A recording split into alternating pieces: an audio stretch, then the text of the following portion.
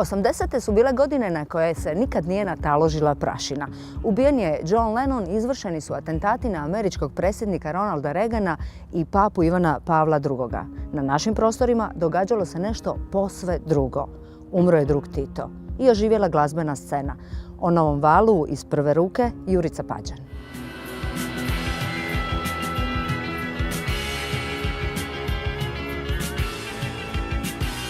Jurice, što si ti zafrizan još od 80-ih?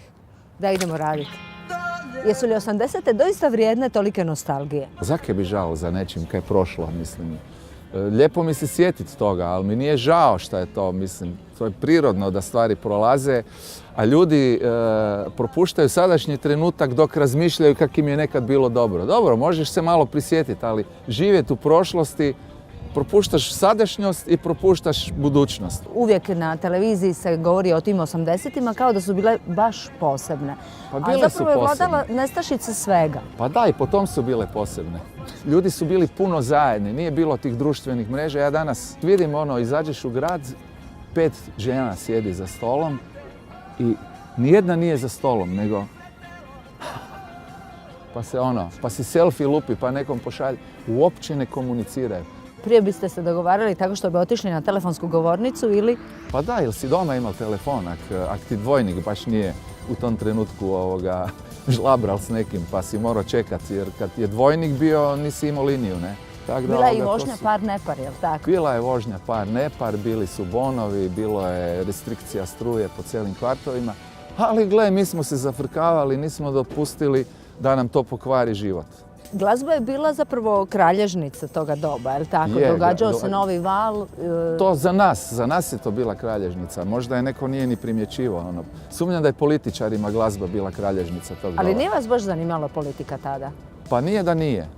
Osluškivali smo, gledali smo što se događa. U principu išla nam je na živce ta politika, nesposobna, koja je dovela do tog rasula koje smo doživjeli i koje dan danas osjećamo.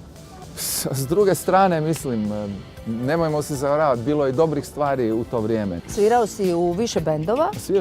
Svirao sam recimo Parni Valjak, Azra, osnovao Aerodrom.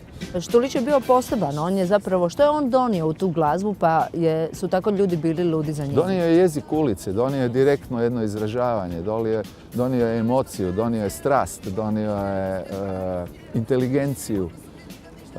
Pa mislim, nije to malo, jel da? Puno je on toga donio. Kakve su bile žene tada? Zgodne i prilično komunikativne, bar što se nas tiče, jel? Je li bilo seksualnih sloboda više ili ne?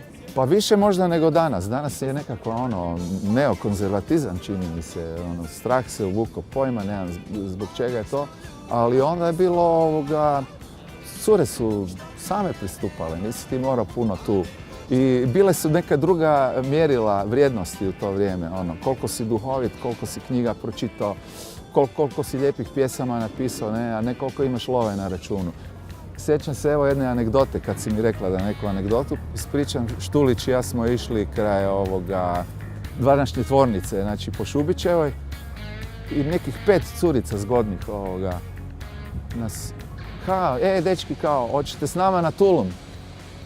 A Johnny veli, može ak ima za pušiti, ak ne moramo Onda znaš kakva je bila situacija, ne? Nije falilo ničega. A jel se osjećaš staro ili ne? Ja se uopće ne osjećam ne znam, ne mogu ti reći. Ja se osjećam isto kao prije 20 godina, 30 godina, samo sam malo mudriji, ajmo reći. A znači, možemo li reći da si... Bubreg malo Bubreg je malo narastao. Dodatnih informacija i zaključaka i sazrio je malo. Jesi li premlad za umiranje, prestar za rock'n'roll? Gle, uvijek si premlad za umiranje, ako rikneš 90, uvijek ima onih od 100. A za rock'n'roll ne možeš biti prestar dok god sviraju Stonesi, Whovovci i McCartney, na primjer. Još uvijek ima nade. Ma ne da ima nade, nego prostora.